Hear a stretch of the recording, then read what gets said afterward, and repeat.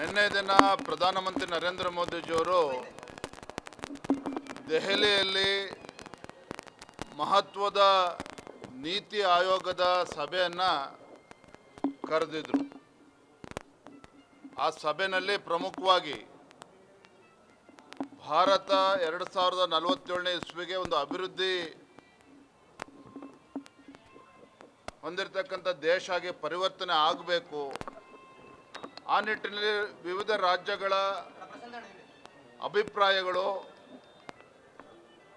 ಆ ರಾಜ್ಯಗಳ ದೂರದೃಷ್ಟಿತ್ವ ಎಲ್ಲವನ್ನು ಕೂಡ ಸಮಗ್ರವಾಗಿ ಚರ್ಚೆ ಆಗಬೇಕು ಅಂಥೇಳಿ ಪ್ರಧಾನಮಂತ್ರಿಗಳು ನೆನ್ನೆ ಸಭೆಯನ್ನು ಕರೆದಿದ್ರು. ಆ ಸಭೆಯಲ್ಲಿ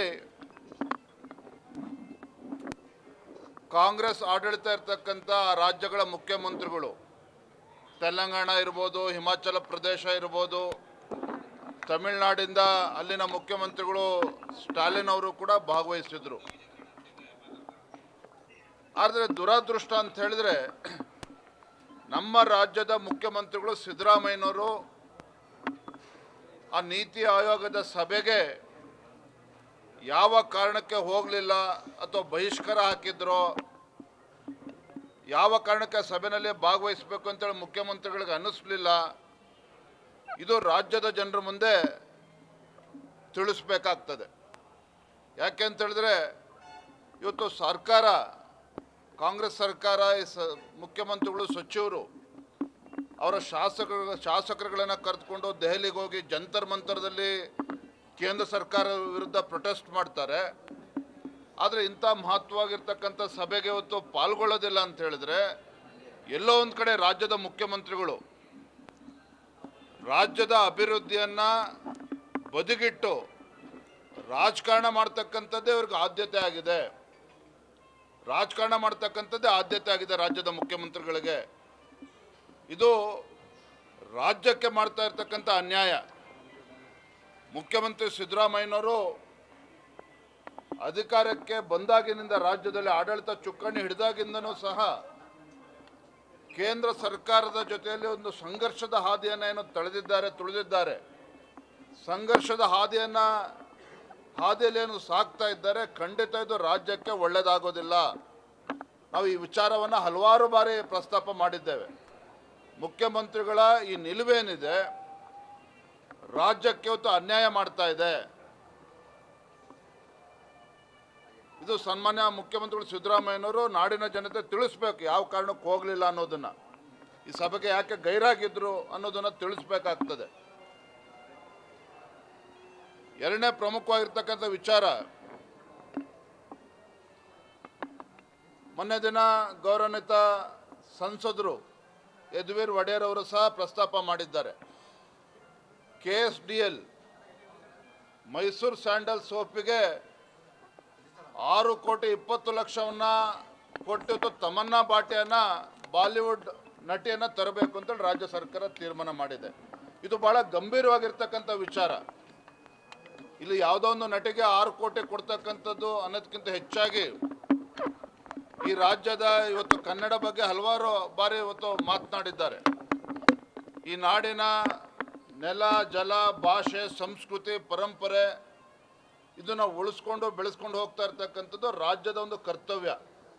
ಇವತ್ತು KSDL ಅಂತಕ್ಕಂಥ ಒಂದು ಸಂಸ್ಥೆ ಕಾಂಗ್ರೆಸ್ ಸರ್ಕಾರ ಹುಟ್ಟಾಕಿರ್ತಕ್ಕಂಥದ್ದಲ್ಲ.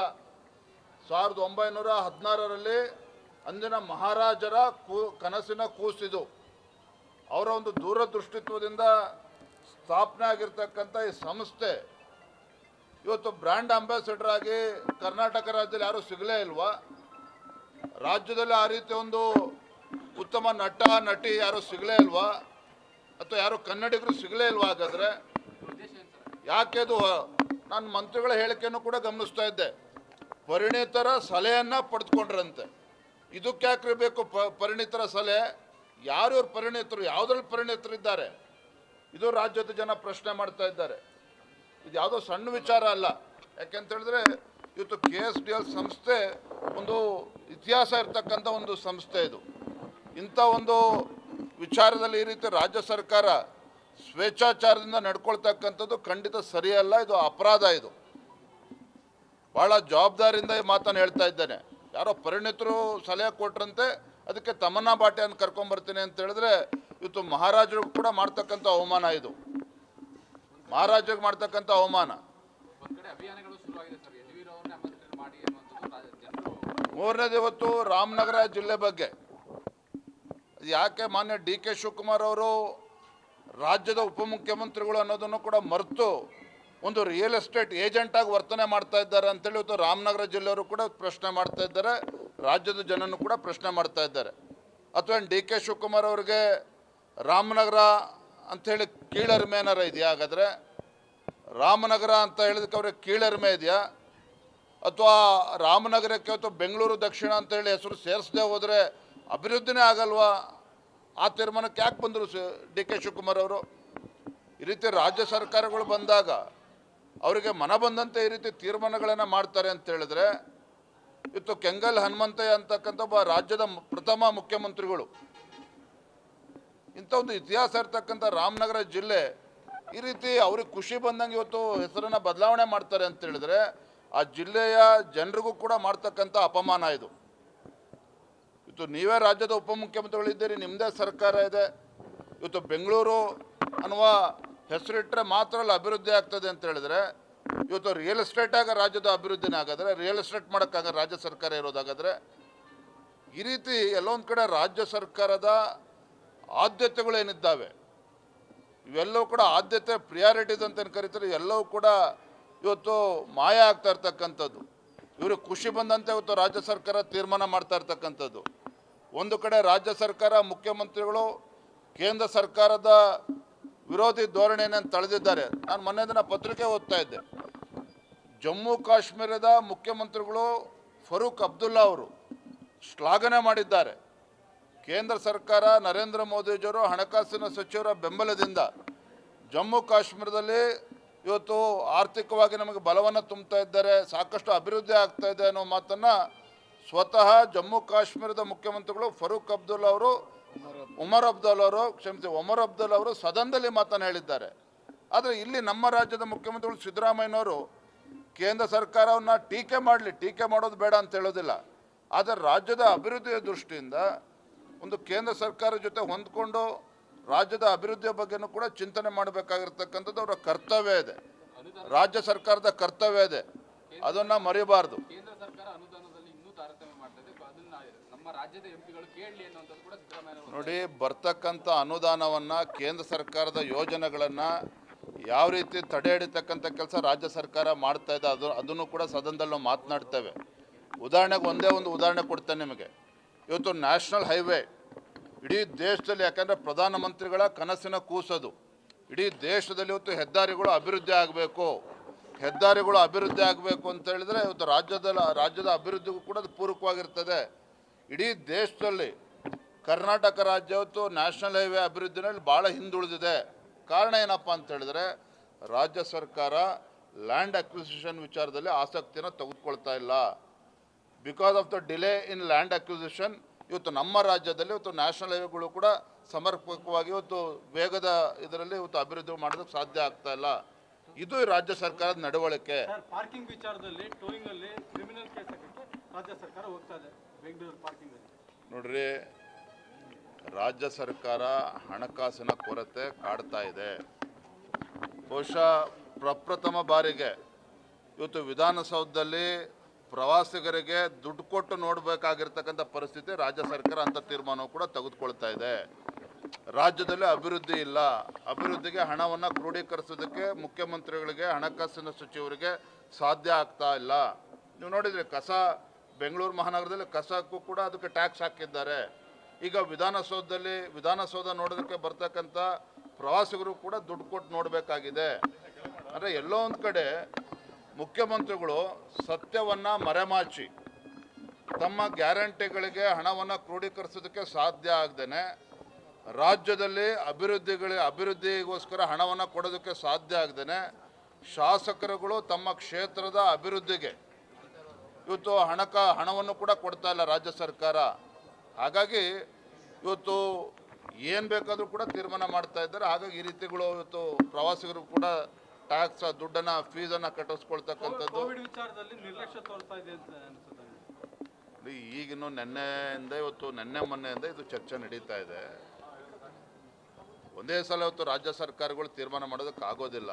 ಕೇಂದ್ರ ಸರ್ಕಾರನೂ ಕೂಡ ಅಲ್ಲಿಂದನೂ ಕೂಡ ಹೆಲ್ತ್ ಡಿಪಾರ್ಟ್ಮೆಂಟ್ ಡೈರೆಕ್ಷನ್ಸ್ ಬರ್ತದೆ, ತೀರ್ಮಾನ ಮಾಡ್ತಾರೆ. ಅದನ್ನು ಆತಂಕ ಗಾಬರಿ ಪಡ್ತಕ್ಕಂಥದ್ದು ಆತಂಕ ಇದು ಹಂಗಂತೇಳಿ ಗಂಭೀರ ತೆಗೆದುಕೋಬಾರ್ದು ಅಂತಲೂ ಹೇಳ್ತಾ ಇಲ್ಲ. ರಾಜ್ಯ ಸರ್ಕಾರ ಗಮನಿಸ್ತದೆ, ಗಮನಿಸಬೇಕಾಗ್ತದೆ. ನೀವು ಬಿಡುಗಡೆ ಮಾಡಿರುವಂಥ ಚಾರ್ಜ್ ಶೀಟ್ ಬಹಳ ಕೆಟ್ಟ ಚಾರ್ಜ್ ಶೀಟ್ ಅನ್ನುವಂಥದ್ದನ್ನ ಕಳೆದ 2 ದಿನಗಳಿಂದ ಸಿದ್ದರಾಮಯ್ಯ ಮೈಸೂರಿನಲ್ಲಿ ಹೇಳ್ತಾ ಇದ್ದಾರೆ. ಸಿದ್ದರಾಮಯ್ಯನವ್ರು ಖುಷಿ ಪಡಿಸೋದಕ್ಕೆ ನಾವು ಚಾರ್ಜ್ ಶೀಟ್ ರಿಲೀಸ್ ಮಾಡಿಲ್ಲ.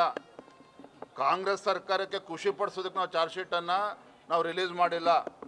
ರಾಜ್ಯದಲ್ಲಿ ಇವತ್ತು ವಾಸ್ತವಿಕ ಸತ್ಯ ಏನಿದೆ, ಇವತ್ತು ನಾನು ಬರ್ತಾ ಇದ್ದೆ ಹೈವೇ ತುಂಬ ಈಗ ಗ್ಯಾರಂಟಿ ಬದುಕು ಅಂತೇಳಿ ಹೋರ್ಡಿಂಗ್ ಶುರು ಮಾಡಿದ್ದಾರೆ. ಗ್ಯಾರಂಟಿ ಬದುಕು ಅಂತೇಳಿ ನಾನು ಮೈಸೂರಿನಲ್ಲಿ ನಿಂತ್ಕೊಂಡು ರಾಜ್ಯದ ಮುಖ್ಯಮಂತ್ರಿಗಳು ಸವಾಲಾಗ್ತಾನೆ. ಹಿಂದೆ ನಮ್ಮ BJP ಸರ್ಕಾರ ಇದ್ದಾಗ, ಯಡಿಯೂರಪ್ಪ ರಾಜ್ಯದ ಮುಖ್ಯಮಂತ್ರಿಗಳಿದ್ದಾಗ ಇದೇ ಮೈಸೂರು ಜಿಲ್ಲೆಗೆ ಅಭಿವೃದ್ಧಿಗೆ ಎಷ್ಟು ಸಾವಿರ ಕೋಟಿಗಳನ್ನು ಕೊಟ್ಟಿದ್ರು. ಸಿದ್ದರಾಮಯ್ಯನವ್ರು ಮುಖ್ಯಮಂತ್ರಿಗಳಾದಮೇಲೆ ಎಷ್ಟು ಸಾವಿರ ಕೋಟಿ ಕೊಟ್ಟಿದ್ದಾರೆ, ಚರ್ಚೆ ಮಾಡಲಿ ಇದನ್ನು. ಹಾಗಾಗಿ ಇವತ್ತು ಕೇವಲ ಗ್ಯಾರಂಟಿ ಬದುಕು, ಏನು ಗ್ಯಾರಂಟಿ ಬದುಕು? ತಿಂಗಳಿಗೆ 2,000 ಕೊಡ್ತೀರಿ ಅಂದರೆ ಗ್ಯಾರಂಟಿ ಬದುಕಾಗ್ತದ? ಇವತ್ತು ಗ್ರಾಮೀಣ ಭಾಗದಲ್ಲಿ ಇವತ್ತು ಆ ತಾಯಂದಿರ ಬದುಕನ್ನು ಕಟ್ಟಿಕೊಡ್ತಕ್ಕಂಥ ಸಲುವಾಗಿ ಏನು ಇವತ್ತು ಕಾರ್ಯಕ್ರಮಗಳನ್ನು ಕೊಟ್ಟಿದ್ದೀರಿ?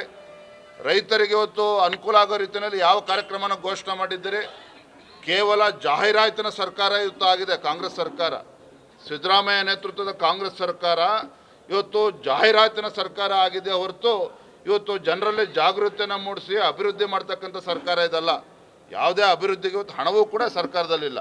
ಸರ್, ಈಗ ರಾಮನಗರದ ಹೆಸರು ಬದಲಾವಣೆ ವಿಚಾರ ಇರ್ಬೋದು ಅಥವಾ ಬ್ರ್ಯಾಂಡ್ ಅಂಬಾಸಿಡರ್ ಎಲ್ಲದನ್ನು ಕೂಡ CM ಬಹಳ ದೊಡ್ಡ ಮಟ್ಟ ಸಮರ್ಥನೆ ಮಾಡ್ತಾರೆ. ನಾವು ಮಾಡಿರುವಂಥದ್ದು ಏನ್ರಿ? ಅಲ್ಲ ರೀ, ಈಗ ತಮನ್ನಾ ಭಾಟ್ಯ ಇವತ್ತು ಬ್ರ್ಯಾಂಡ್ ಅಂಬಾಸಿಡರ್ ಮಾಡೋದಕ್ಕೆ ಇವತ್ತು ಭಾಳ ಪರಿಣಿತರು ಇದ್ರ ಬಗ್ಗೆ ಸಲಹೆ ಕೊಟ್ಟಿದ್ದಾರೆ ಅಂತ ಹೇಳಿ ಸಚಿವರು ಹೇಳ್ಬೇಕು. ಯಾವ್ಯಾವ್ರು ಪರಿಣಿತರು? ಹೆಸರು ಹೇಳಿ ಇವರು. ಏನು ಇದರಲ್ಲಿ ಪರಿಣಿತಿ ಏನು ಬೇಕಾಗಿದೆ? ನಮ್ಮ ರಾಜ್ಯದಲ್ಲಿ ಇವತ್ತು KSDL ಅಂತ ಸಂಸ್ಥೆಗೆ ಒಬ್ಬ ಬ್ರ್ಯಾಂಡ್ ಅಂಬಾಸಿಡರ್ ಬೇಕು, ದೇಶದಲ್ಲಿ ಇವತ್ತು ಪ್ರಚಾರ ಕೊಡಬೇಕು ಅಂತ ಹೇಳಿದ್ರೆ ನಮ್ಮ ರಾಜ್ಯದವ್ರು ಯಾರಿಗೂ ಯೋಗ್ಯತೆ ಇಲ್ವಾಗಾದ್ರೆ? ಅವ್ರಿಗಷ್ಟೇ ಯೋಗ್ಯತೆ ಇರೋದು. ಪರಿಣಿತರು ಅಂದ್ರೆ ಅಲ್ಲಿ ಯಾವುದ್ರಲ್ಲಿ ಪರಿಣಿತರು ಅದನ್ನು ಕೂಡ ಹೇಳಿ. ಜಮೀರ್ ಅಹ್ಮದ್ ಇದ್ದಾರೆ, ಯಾರ್ಯಾರು ಇದ್ದಾರೆ ಅದ್ರಲ್ಲಿ ಪರಿಣಿತರು ಅಂದರೆ ದಯವಿಟ್ಟು ಇದು ಗಂಭೀರವಾಗಿರ್ತಕ್ಕಂಥ ವಿಚಾರ. ನಾ ಆಗಲೇ ಹೇಳಿದೆ, ಇವತ್ತು ಮೈಸೂರು ಮಹಾರಾಜರು ಹುಟ್ಟಾಕಿರ್ತಕ್ಕಂಥ ಸಂಸ್ಥೆ ಇದು. ಇಂಥ ಒಂದು ವಿಚಾರದಲ್ಲಿ ಈ ರೀತಿ ಹಗುರವಾಗಿ ಇವತ್ತೇನೋ ತೀರ್ಮಾನ ಮಾಡ್ತಕ್ಕಂಥದ್ದು ರಾಜ್ಯಕ್ಕೆ ಮಾಡ್ತಕ್ಕಂಥ ಅಪಮಾನ, ಇದು ಕನ್ನಡಿಗರಿಗೆ ಮಾಡ್ತಕ್ಕಂಥ ಅಪಮಾನ. ಇದು ರಾಮನಗರದ ಹೆಸರು ಬದಲಾವಣೆ ವಿಚಾರವೂ ಕೂಡ ಎಲ್ಲವೂ ಕೂಡ ಮಾತನಾಡಿದ್ದೇನೆ, ನೀವು ತಡವ ಬಂದ್ರಿ. ಇವತ್ತು ಬೆಂಗಳೂರು ಮಹಾನಗರ ನೋಡಿ, ಇವತ್ತು ಬೆಂಗಳೂರು ಮಹಾನಗರ ಇವತ್ತು ಇಡೀ ಜಗತ್ತಲ್ಲಿ ಇವತ್ತು ಬೆಂಗಳೂರು ಅಂತ ಹೇಳಿದ್ರೆ ಇವತ್ತು ರೆಕಾಗ್ನೇಷನ್ ಇದೆ. ಅದು ರಾಮನಗರ ಅಂತ ಹೇಳಿದ್ರೆ ಇವತ್ತು ಎಲ್ಲೋ ಒಂದು ಕಡೆ DK ಶಿವಕುಮಾರ್ ಅವ್ರಿಗೆ ಮುಜುಗರ ಆಗ್ತಾ ಇದೆ. ಹಾಗಾದರೆ ನಾವು ರಾಮನಗರ ಅಂತೇಳಿ ಹೆಸರು ಕರೆಯೋದಕ್ಕೆ ಅವ್ರಿಗೆ ಯಾಕೆ, ಅಥವಾ ಆ ರಾಮನಗರದಲ್ಲಿ ರಾಮ ಅಂತ ಇದೆಯಲ್ಲ ಅದಕ್ಕೇನಾದ್ರು ಅವ್ರಿಗೆ ಮುಜುಗರ ಆಗ್ತಾ ಇದೆ? ಹಾಗಾದರೆ ಈ ರೀತಿ ಮನಸೋ ಇಚ್ಛೆ ರೀತಿ ರಾಜ್ಯ ಸರ್ಕಾರ ತೀರ್ಮಾನ ಮಾಡ್ತದೆ ಅಂತ ಹೇಳಿದ್ರೆ ರಾಜ್ಯದಲ್ಲಿರ್ತಕ್ಕಂಥ ಎಲ್ಲ ಜಿಲ್ಲೆಗಳಿಗೂ ಕೂಡ ಹಾಗಾದ್ರೆ ಬೆಂಗಳೂರು ಅಂತ ಹೆಸರು ಸೇರಿಸ್ಲಿ. ಹಾಗಾದರೆ ಬೆಂಗಳೂರು ದಕ್ಷಿಣ ಅಂತೇಳಿ ಇವತ್ತು ರಾಮನಗರ ಜಿಲ್ಲೆಗೆ ಹೆಸರನ್ನು ಇಟ್ಟಿದ್ದಾರೆ. ಇವತ್ತಂತ ಒಂದು ಐತಿಹಾಸಿಕ ಹಿನ್ನೆಲೆ ಇರ್ತಕ್ಕಂಥ ರಾಮನಗರ ಜಿಲ್ಲೆ ಇವತ್ತು ಹೆಸರು ಬದಲಾವಣೆ ಆಗಿದ ತಕ್ಷಣ ಇವ್ರು ರಿಯಲ್ ಎಸ್ಟೇಟ್ ಮಾಡೋಕ್ಕಂಗೆ ರಾಜ್ಯ ಸರ್ಕಾರ ಇರೋದು. ಹಾಗಾದರೆ ಏನು ಮಾಡ್ತಾರೆ ಅಭಿವೃದ್ಧಿ ಅಂತ ಹೇಳಿದ್ರೆ? ಹೆಸರು ಬದಲಾವಣೆಯಿಂದ ಏನು ಉದ್ದೇಶ ಇದೆ ಸರ್? ಇಷ್ಟು ಹಠ ಮಾಡಿ ಹೆಸರು ಬದಲಾವಣೆ ಮಾಡ್ಕೊಂಡಿದ್ದಾರೆ, ಏನು ಉದ್ದೇಶ ಸರ್ ಹಾಗಾದ್ರೆ? ಈಗ ಒಂದು ಅದು ಯಾರ್ಯಾರು ಎಷ್ಟೆಷ್ಟು ಆಸ್ತಿ ಮಾಡಿದಾರೆ ನೋಡೋಣ, ಆಮೇಲೆ ಉದ್ದೇಶ ಏನಂತೇಳಿ ಗೊತ್ತಾಗ್ತದೆ ಬರೋದ್ರಿಂದ. Thank you. ಯದುವೀರ್ ಅವರನ್ನ ಬ್ರ್ಯಾಂಡ್ ಅಂಬಾಸಿಡರ್ ಮಾಡಬೇಕು ಅಂತ ಹೇಳಿ ಸೋಷಿಯಲ್ ಮೀಡಿಯಾದ ಒಂದಷ್ಟು ಫೋಟೋಸ್ಗಳು ವೈರಲ್ ಆಗ್ತಿದೆ ಸರ್. ಅಭಿಯಾನ ಶುರುವಾಗಿದೆ ಸರ್ ಮೈಸೂರು ಸ್ಟಾರ್ಟ್. ಅದ್ರ ಬಗ್ಗೆ ಈಗಾಗಲೇ ಚರ್ಚೆ ಮಾಡಿದ್ದೇನೆ, ಈಗಾಗಲೇ ಅನೌನ್ಸ್ ಮಾಡಿದ್ದಾರೆ.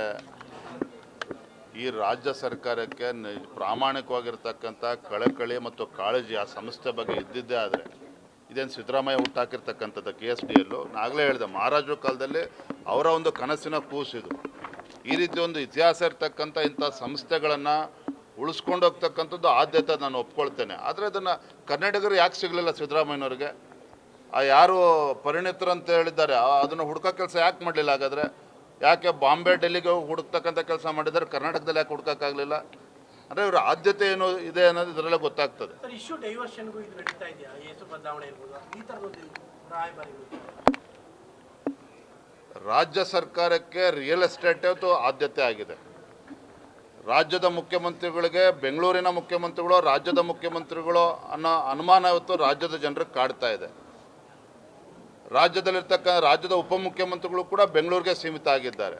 ನಾವು ಜನೋಕ್ರಾಶ ಯಾತ್ರೆಯಲ್ಲೂ ಕೂಡ ಎಲ್ಲ ಜಿಲ್ಲೆಗಳಲ್ಲಿ ಮಾತನ್ನು ಹೇಳಿದ್ದೇವೆ. ಕೇವಲ ರಾಜ್ಯ ಸರ್ಕಾರ ಬೆಂಗಳೂರಿಗೆ ಸೀಮಿತ ಆಗಿದೆ, ರಾಜ್ಯದ ಮುಖ್ಯಮಂತ್ರಿಗಳು ಉಪಮುಖ್ಯಮಂತ್ರಿಗಳು ಬೆಂಗಳೂರಿಗೆ ಸೀಮಿತ ಆಗಿದ್ದಾರೆ.